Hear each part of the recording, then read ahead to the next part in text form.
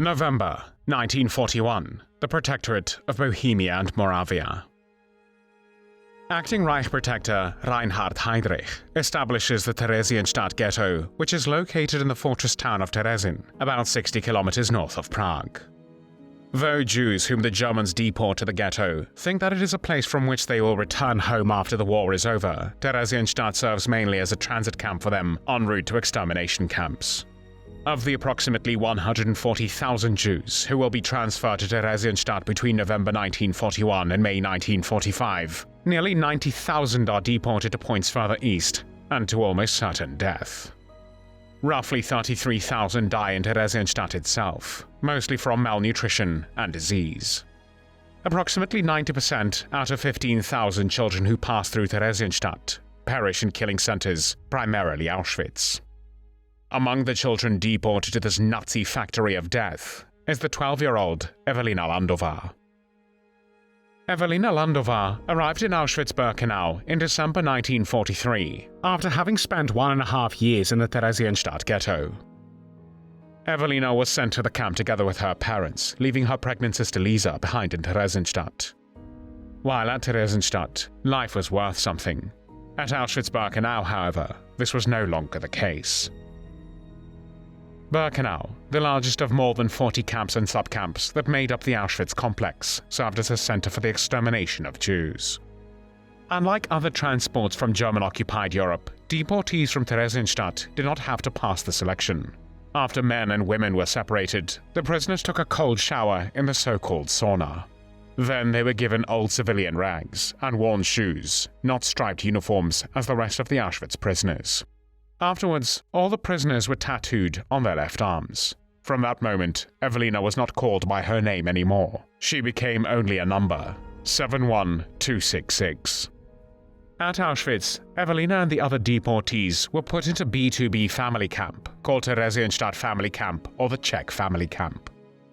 It was established for the Jews from Theresienstadt Ghetto on the 8th of September 1943.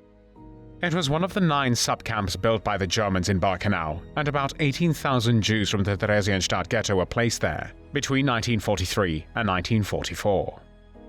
This was the only camp except for the Gypsy family camp, where men stayed together with women and children, but slept in separate barracks.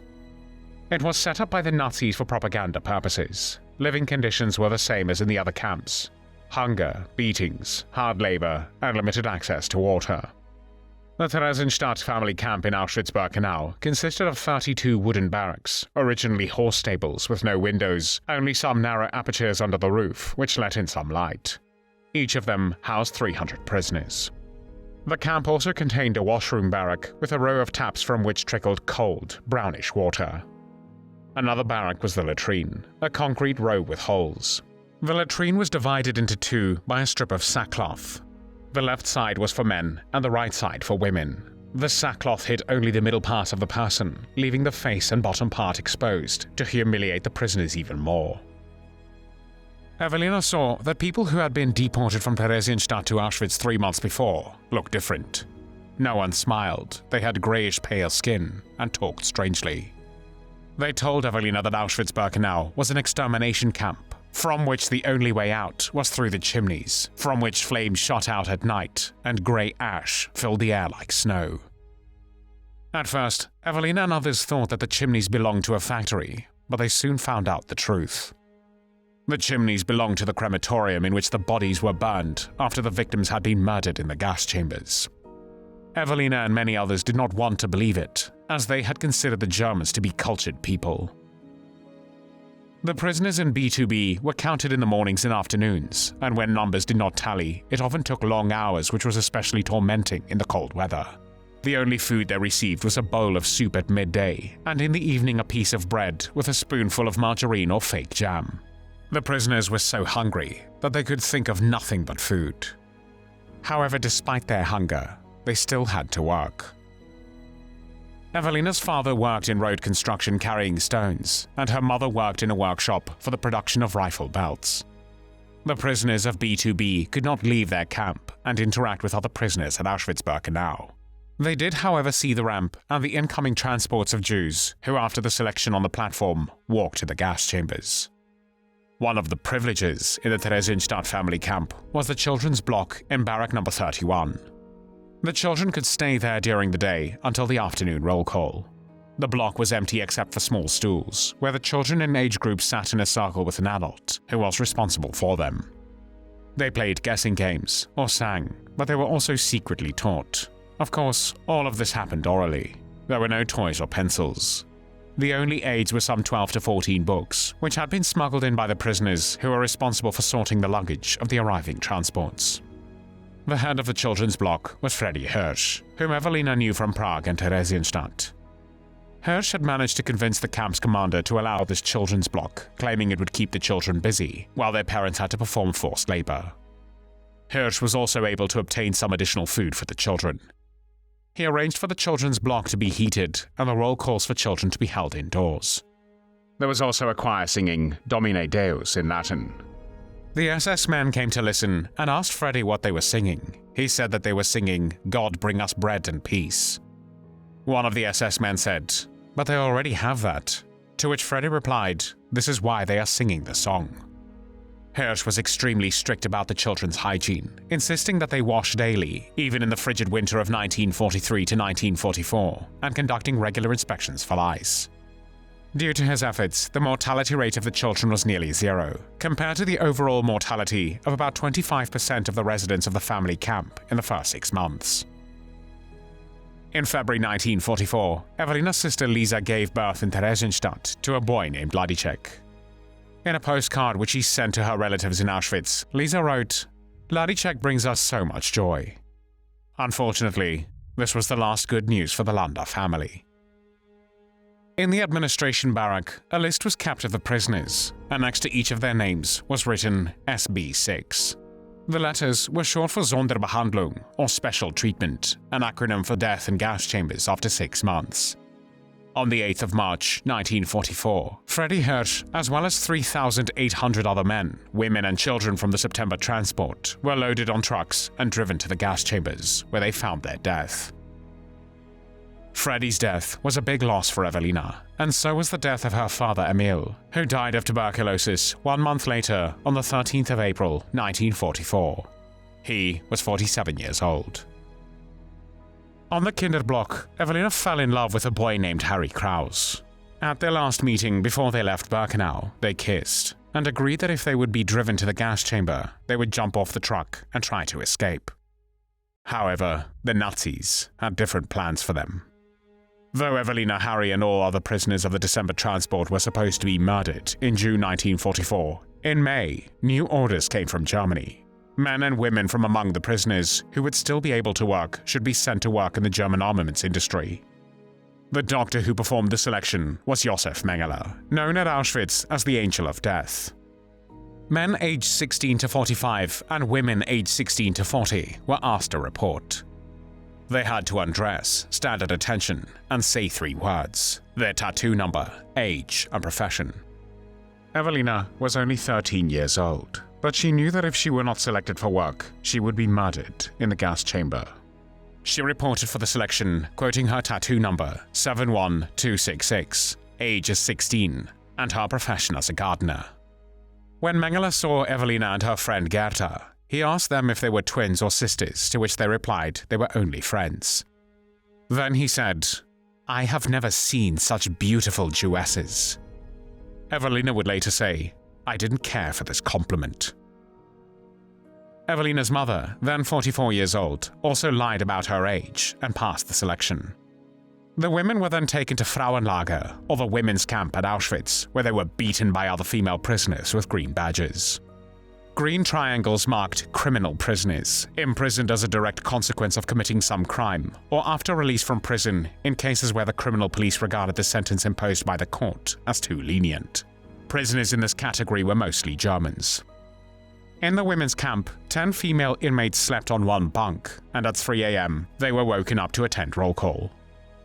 But the most important was that in the end about 2,000 women and 1,000 men who passed the selection were put on a train and sent to other camps in Germany, such as Neuengamme and its subcamps near Hamburg or Stutthof near Danzig, today's Gdansk, where Evelina arrived together with her mother and other Auschwitz prisoners in cattle cars. However, Those who did not pass the selection at Auschwitz were not so fortunate. The remaining 7,000 inmates of the family camp, including mothers with babies, were murdered in the gas chambers in July 1944, when the Theresienstadt family camp was liquidated. Among them was Evelina's grandmother, to whom Evelina could not even say a last goodbye. Evelina's sister Lisa was not spared either. She arrived in Auschwitz-Birkenau in the train from Theresienstadt on the 28th of October 1944. On that day, Lisa, together with her 8-month-old son Ladicek, were murdered in the Auschwitz gas chambers. It was the last transport from Theresienstadt to Auschwitz. Lisa's husband Franta died on a death march a few months later. In the summer of 1944, Evelina, her mother Ilse, and other women arrived in Stutthof. However, their final destination became Gutowo, one of 105 Stutthof subcamps which were established throughout northern and central German-occupied Poland. As they were arriving in Gutowo, they passed by inhabitants of the nearby village who were holding a handkerchief to their noses because they had been told that the Jews stink. At Gutowo, they received 100 tents for the 1,000 women, and 10 women had to sleep in one canvas tent on straw. The women were forced to dig trenches and anti-tank ditches against the Allied advance. Their food consisted of lukewarm water in place of coffee and a slice of bread at noon. When they returned from work, they were issued soup cooked from unpeeled potatoes. During the summer months, they could steal some potatoes from the field, but they starved severely during the winter months. The camp staff was extremely brutal. They tormented the prisoners and meted out harsh punishments for trivial offenses. It is estimated that approximately 170 to 200 Jewish women died at Gutowo. Among them was Evelina's mother Ilse. She died of starvation and exhaustion on the 22nd of November 1944. She was 45 years old. Before her mother's death, Evelina's clogs were damaged and she could not even walk. Her friends Annika and her mother took care of her, but at the end of November, a new order came which said that those who were ill did not have to go to work. They would be taken back to Stutthof to be treated. But they knew it meant death in a gas chamber. Evelina walked barefoot with her feet wrapped in straw. However, after a long and strenuous death march, they found out that the railway station no longer existed, and therefore the Nazis sent the women back to the camp. Their fellow prisoners were surprised, as they had thought that Evelina and the others would be gassed. Evelina's feet, however, were painful and badly damaged. After a few days, another order came. Those who could walk were to go westward. The others were supposed to go to the nearby cemetery, where they would be picked by lorries and driven to the west. However, those of the second group were either shot on the way to the cemetery or hit on the head by the Nazi guards.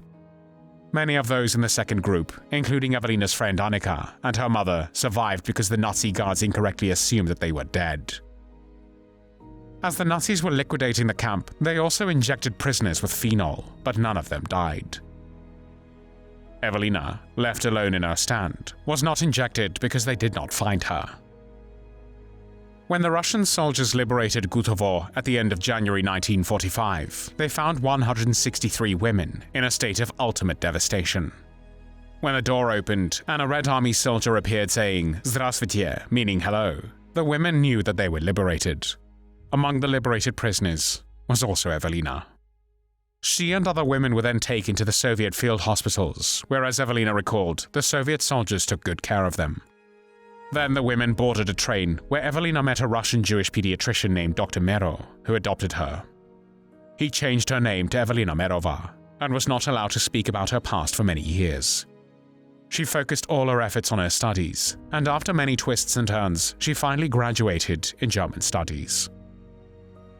In 1953, she married an architect, Simeon Neimark, also a Jew. The marriage produced 2 children, a daughter, Irina, and son Victor. Since 1960, the family regularly visited Prague, where Evelina also met other female survivors from the Theresienstadt Ghetto. In 1985, Simeon died at the age of 55. A few years later, Evelina retired, and in 1995, she finally returned to Prague, her former home, something she had yearned for so many years. Her son Victor, who emigrated from the Soviet Union, presently lives in Frankfurt am Main in Germany, and her daughter Irina lives in Russian St. Petersburg. Victor is a painter and sculptor, and Irina, as with her father, is also an architect. Evelina's life journey could fill an entire novel, but she wrote just a modest biography named Belated Memories, which was published in 2009. We interviewed her on a few occasions in November and December 2023, and will forever cherish the memories of our meetings with this amazing woman. During our last meeting, she expressed her concerns about the rising levels of anti-Semitism, intolerance and hatred.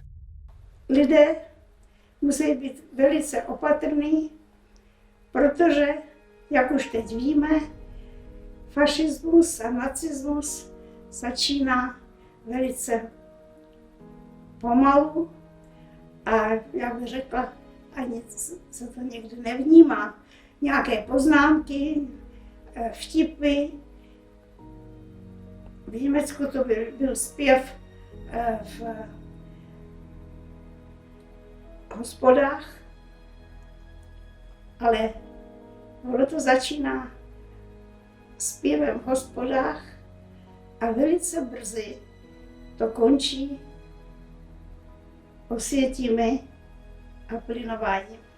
Cesta není dlouhá. Proto si myslím, že se musí dávat velice pozor na každou věc, která připomíná fašismus nebo nacismus, protože se už teď ví, kam až to může přivést. Until her last days, Evelina Merová spoke about her experiences in order to make sure that the world should never forget and learn from what happened to her and her family.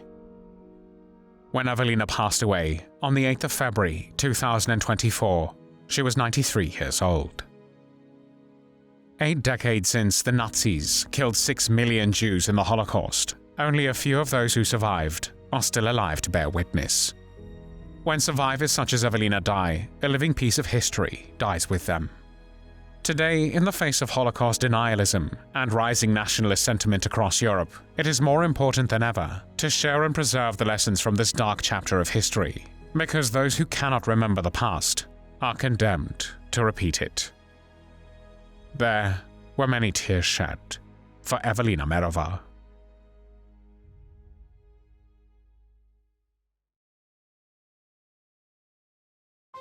Thanks for watching the World History channel. Be sure to like and subscribe, and click the bell notification icon so you don't miss our next episodes. We thank you, and we'll see you next time on the channel.